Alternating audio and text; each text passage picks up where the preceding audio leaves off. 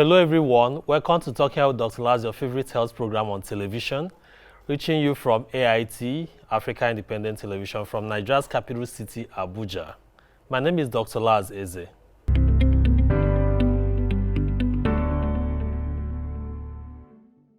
Yes, tomorrow, Wednesday, is first day of December 2021, last year of the month. It's been a great year for a lot of persons, also a year that people perhaps might be assessing how far they've gone. And in the health sector, there is still a number of international days that is going to be marked this year, starting from tomorrow. Tomorrow is World AIDS Day. AIDS is acquired immune deficiency syndrome, and since it was first reported about 40 years ago, is still a major disease of public health importance, and of course is still a global threat. But the good news is the end is in sight because a lot of progress have been made. Since 1988, when the first World AIDS Day was commemorated, is consistently being used as a day to draw attention of policymakers, to mobilize resources, to engage government and other stakeholders, to double their efforts, celebrate success stories, and do all that is required, filling the gaps to ensure that we have an AIDS-free generation. The UNAIDS, the government of Nigeria, and all development partners are working towards having a zero AIDS population by the year 2030. And Nigeria, from being a country with very high prevalence of HIV/AIDS, have been able to achieve marked reduction, as the current prevalence rate between persons aged 15 to 49 years of age is 1.4%. Recall that there was a period that it was almost 6%. So on the program today, I'll be having two health experts, both medical doctors, who have been working over the years managing donor-supported projects here in Nigeria, and supporting the government of Nigeria in controlling AIDS in this country. I'll be speaking to the Chief Executive Officer of APIN Public Health Initiatives in Nigeria, Dr. Prosper Okonkwo, and the Deputy CEO Programs, Dr. Osi Samuels. So the conversation is outside this studio, and I hope you're going to learn a lot from it. So I'll see you at the end of the program. Do stay with us and watch the conversation I had earlier in the day with these two great public health experts. Let's take a break. We'll be right back.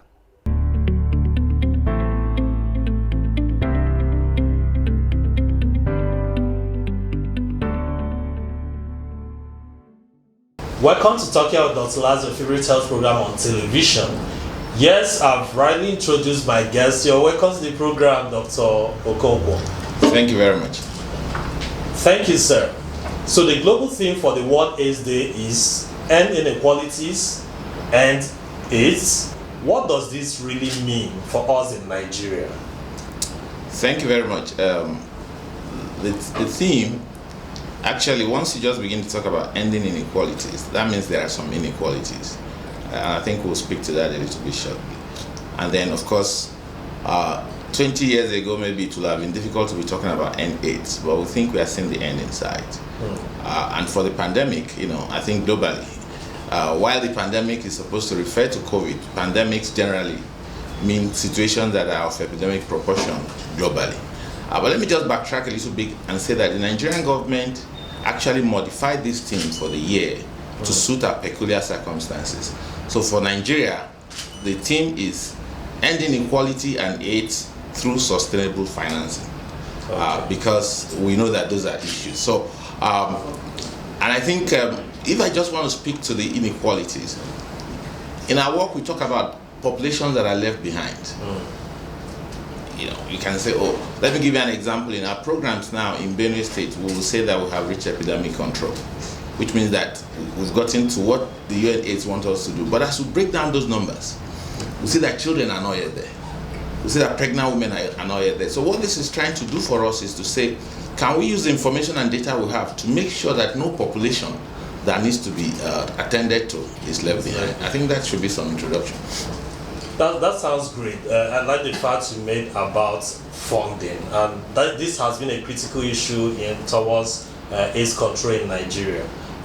Just last week, the National Agency for the Control of AIDS, NACA, UNAIDS and other partners, addressed the media.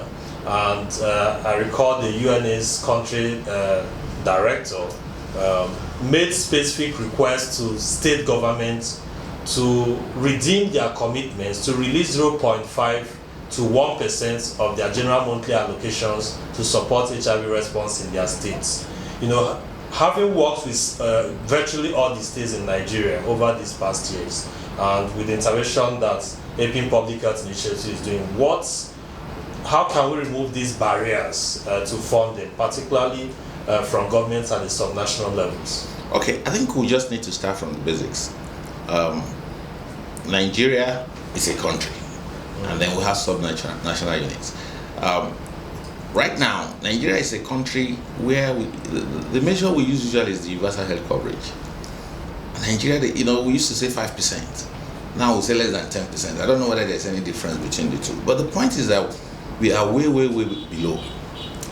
And Nigeria is one of the countries that have the highest what we call out-of-pocket expenditure. What that means is that for you to take any treatment, the money has to come from your pocket. So those are challenges. The other challenge, I think there are fundamental issues. The other challenge is our federal structure, where we find situations where we get commitment for the country globally as a country. We can go to Geneva and make a commitment. And then we'll come back and say, oh, state, you must do this. Local government, you must do this. So those are the background. But generally speaking, when we talk about ownership, which is what we're going to, there are normally three tripods on which ownership will stand. One, and which I think is more related to this, is willing assumption of responsibility. The fact that funders came to help us does not mean that this thing does not belong to us. So number one is willing assumption to assume responsibility.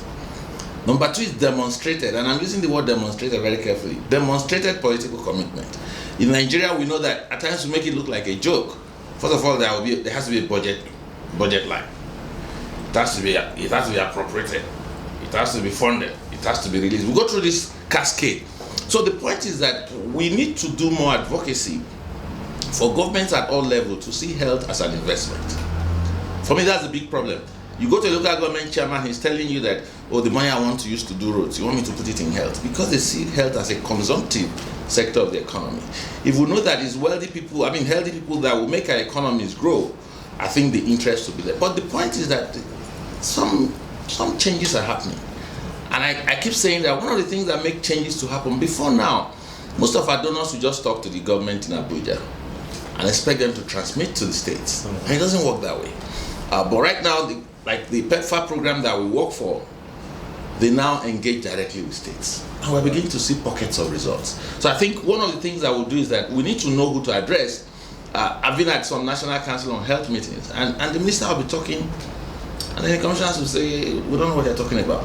So the direct engagement to those people, recognizing that there are levels of government that have their own rights and they have their own priorities, is beginning to make some changes. But we're still a long way to go.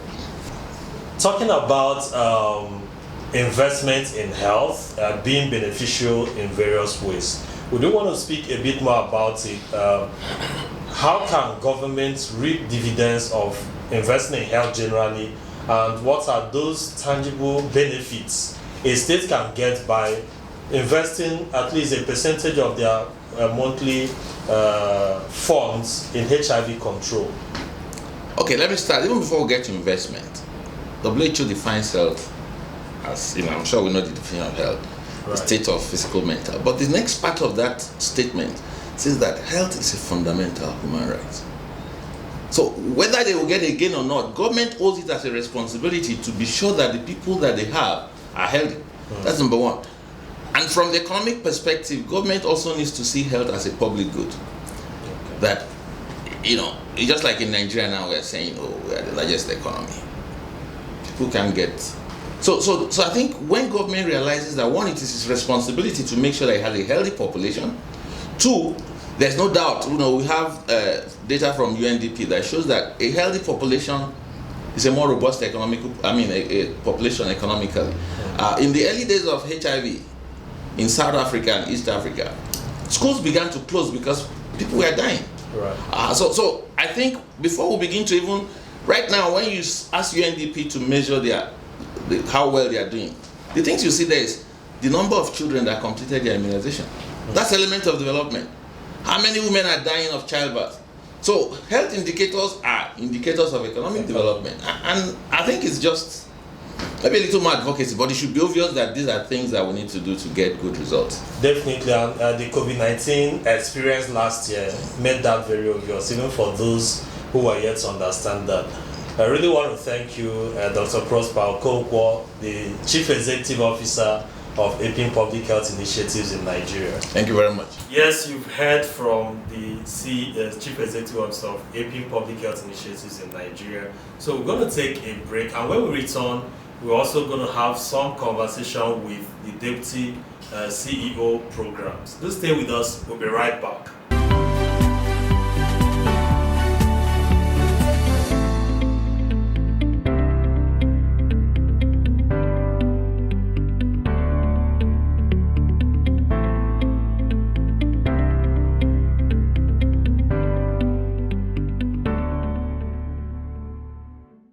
Welcome back to Talking Health with Dr. Laz, your favorite health program on television.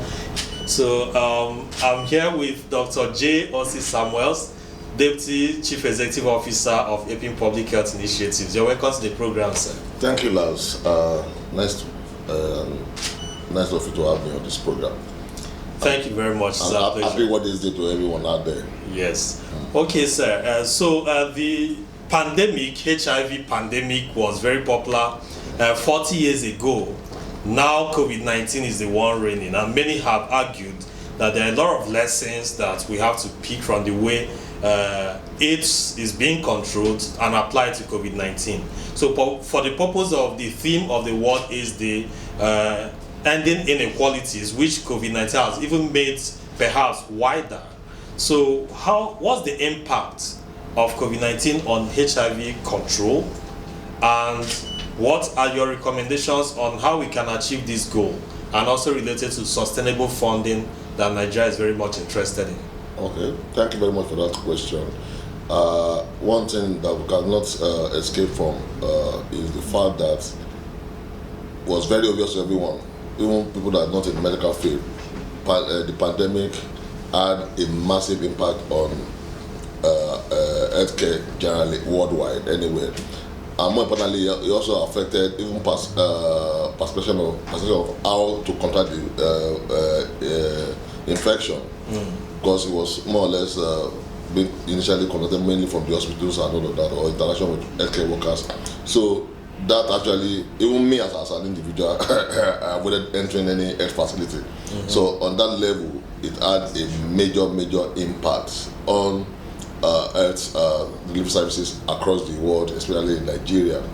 But the good thing for us in all of that is that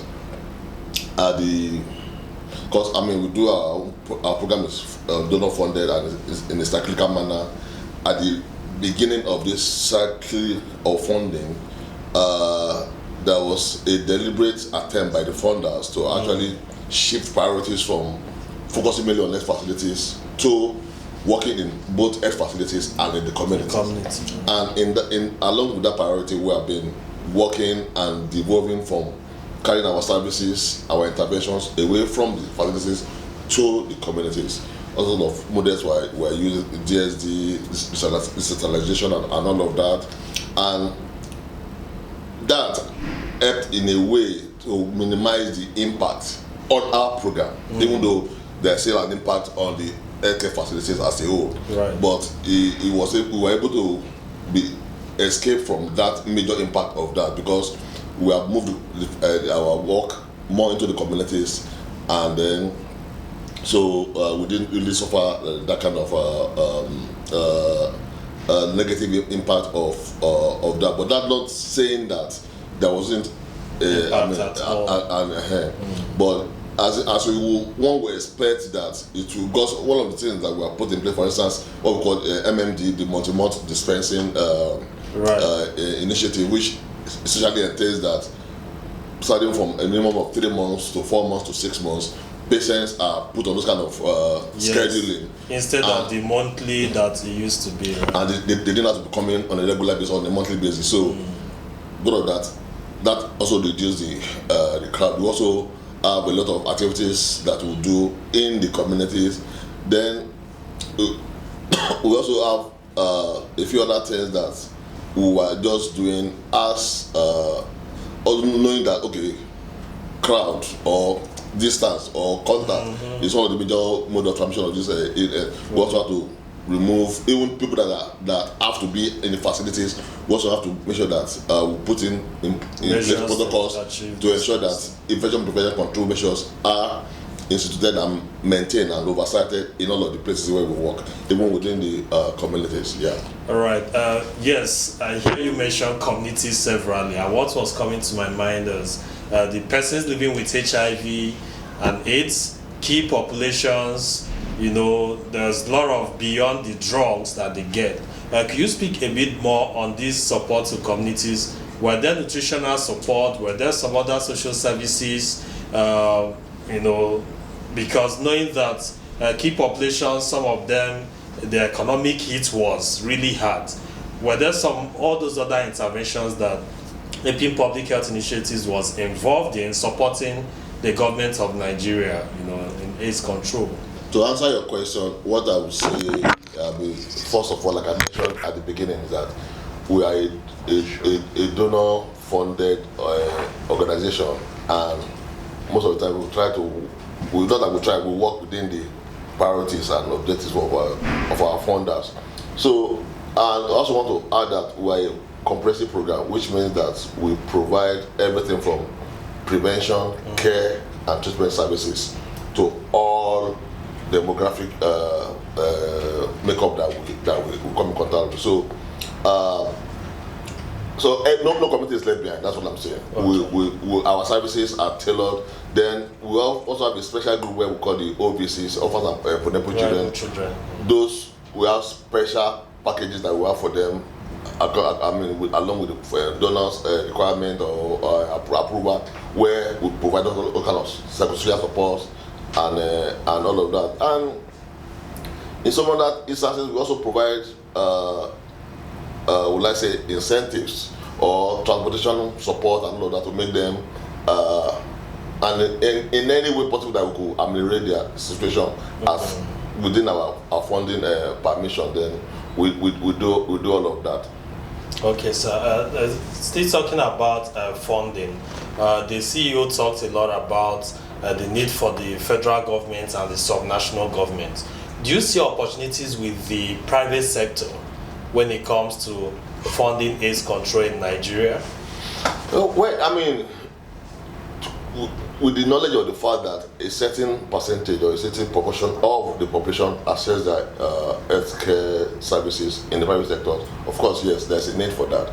But the dynamics are different, like you well know, from the public sector and the private sector. The private sector is profit driven and all of that. So even we as an organization, we've been funded in the past to actually work. I mean, for the previous cycle of this grant that we're implementing, for that 5 years, one of the mandates was to work in private sector, and we are working in those private sectors in Lagos State and all of that. But the challenges or the realities working with the private sector is different. Right. There's a need for that. Maybe and I know that the World Bank and some other interested agencies have been looking at that, knowing that some people, even as our program is free and funded, but some people still prefer to still go and pay for services. So we need to be able to calibrate all of that to be able to manage either donor funded program or support private sector facilities. Let me give you an example. Some of the challenges that when we are going to be activating a public facility for treatment, for instance, we go in there, we do the assessment, look at what is there, what is not there. We fill in that gap, and that can involve from providing equipment. These are multi-million equipment, training and all of that, reagents and all of that. We do that as long as the donor permits. But by the time you go to private sector, you can't just do that because you know that this belongs to a particular individual. Are they going to use it the way, or they have to charge use that and other kind of stuff? So you are limited in how you can really oversight and manage them.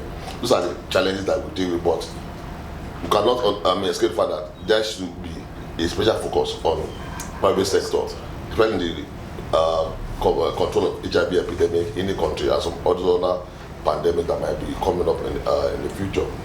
Yeah. Okay, finally, sir, given the theme for the World AIDS Day this year, and also your wealth of experience in this space, what are the recommendations you have for the government of Nigeria and the Nigerian people as we look forward to having 0 AIDS, 0 death by 2030? We've been in this program for a long time, and at some stages in the past they will say, oh, what is government's role, what is donor funded and everything, but sometimes we forget to know that there is some kind contribution by government. Even some of us that are program managers today who are direct products of the investment of Nigerian government. But what we would like to see is more ownership in terms of government intervention, because then I think it also has a background, some of these illnesses, because like especially HIV is kind of stigmatized that, oh, it's because of you are promiscuous or whatever, that's why you got. So there's that kind of detachment from it.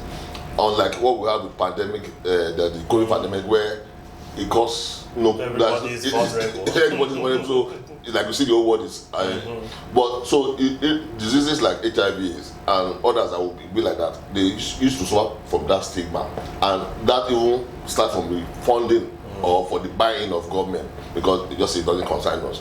So what we will expect is that government will pay more attention and more involved, and also it's very easy to blame government for not being committed or not demonstrating enough political commitment to these things. But in our own experience, one of the things we learned is that some of these challenges or gaps that are not making us see the effect of government, usually due to the fact that there is no communication or feedback from the technical people in either the states or at the federal government level that are actually giving government this feedback to know that this is the areas. But when they are making budget, for instance, now,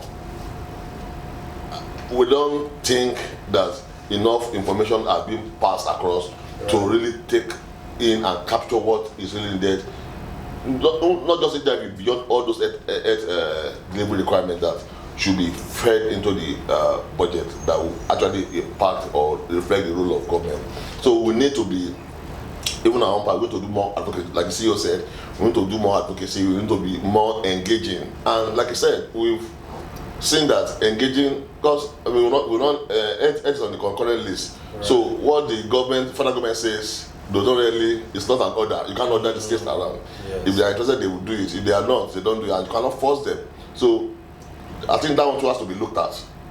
Right. Those are fundamental issues that we have to look at. We're talking about resource, restructuring and all of those things.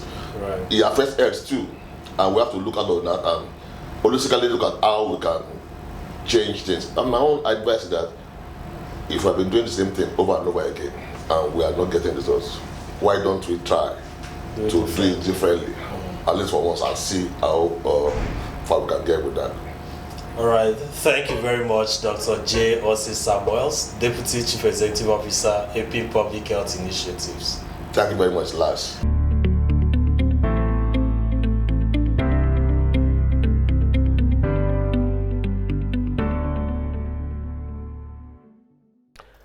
I hope you enjoyed the conversation I had with them. So thank you for watching. I'll see you same station, same time next week. Please play your part to make our hospital work, beginning from your villages. My name is Dr. Lars Eze. Bye for now.